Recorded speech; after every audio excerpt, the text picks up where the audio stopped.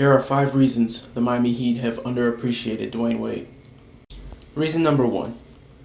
The Miami Heat was an irrelevant franchise before D. Wade. The Miami Heat have gone to 5 NBA Finals and have 3 NBA titles to show for it. Before D. Wade, the franchise had never been to the NBA Finals and only one conference final during the 15 years before D. Wade came to Miami. The team was considered mediocre, to the point where they had the worst loss in NBA history, losing by the score of 80-148. They also lost to the 8-seeded New York Knicks in 1999 as a 1 seed and one of the favorites to win the title that year. To sum it up, the franchise was a bit of a joke, which leads to reason number 2. Dwyane Wade is the reason Miami has won championships at all. This statement can be misunderstood if not explained, so I'll do just that. D. Wade was a monster during his early years, and you can make the case he carried the 2006 Miami Heat to an NBA title. But the real reason the team was in contention was because of Wade's presence. When Shaquille O'Neal demanded a trade in 2004 from the Lakers, the reason Shaq chose the Heat was because of Dwyane Wade. Wade was a young and up-and-coming star in the NBA, and Shaq saw that. He saw the potential of Wade being the sequel to a Shaq and Kobe-like duo. If Wade isn't there, Shaq would not be asking to be traded to the Heat, especially with his feelings regarding Alonzo Mourning. Part 2 to this topic is when Miami signed LeBron James and Chris Bosh in 2010. As much as Pat Riley would like to take credit for that summer, it was all D. Wade. Wade had been recruiting both players during the Olympics 2 years earlier, and in the summer of 2010, Wade made it happen, not Pat Riley or Mickey Arison. Wade took a pay cut in order for both players to sign with the team, which leads to reason number 3.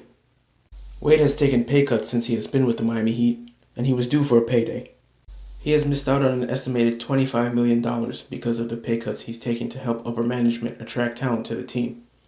You can make the case that paying Wade would be a bad business move and put the organization in a financially compromising position moving forward.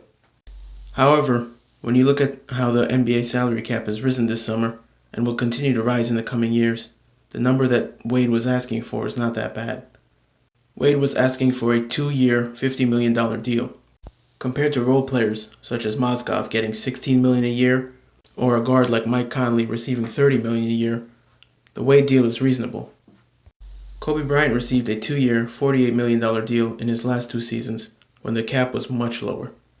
Wade deserves the same recognition as Kobe did. Wade is a legend and should be treated as one. Reason number 4. Miami's upper management is overrated. As stated earlier in the video, if Wade wasn't around, I definitely think the team would not be successful in signing free agents and trading for star players.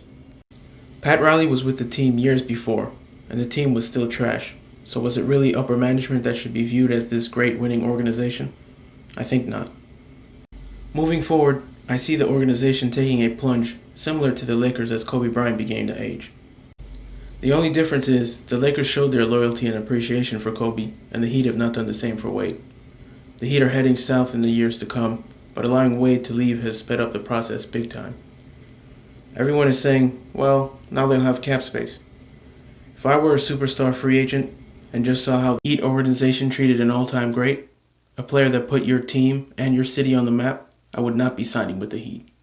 Not only that, but when you look at their roster, there's not much that would attract me to play there other than South Beach. Whiteside is a nice piece, but he's no franchise player.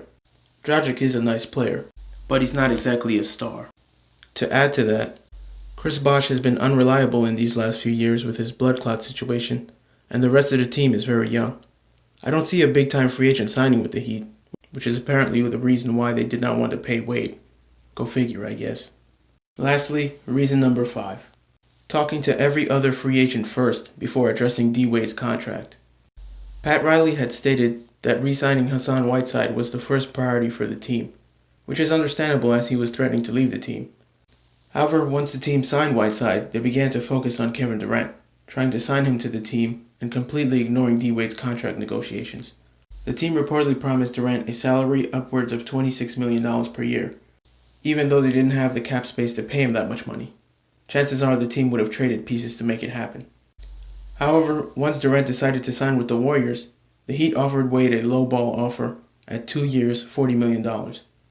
Promising Durant $26 million when you don't have it while offering Wade $20 million, saying, well, That's all we have to offer, while also making Wade the last priority during free agency shows a lack of appreciation and straight disrespect. No surprise when breaking news on SportsCenter reveals Wade is heading to Chicago. Wade never wanted to leave Miami, and management knew that.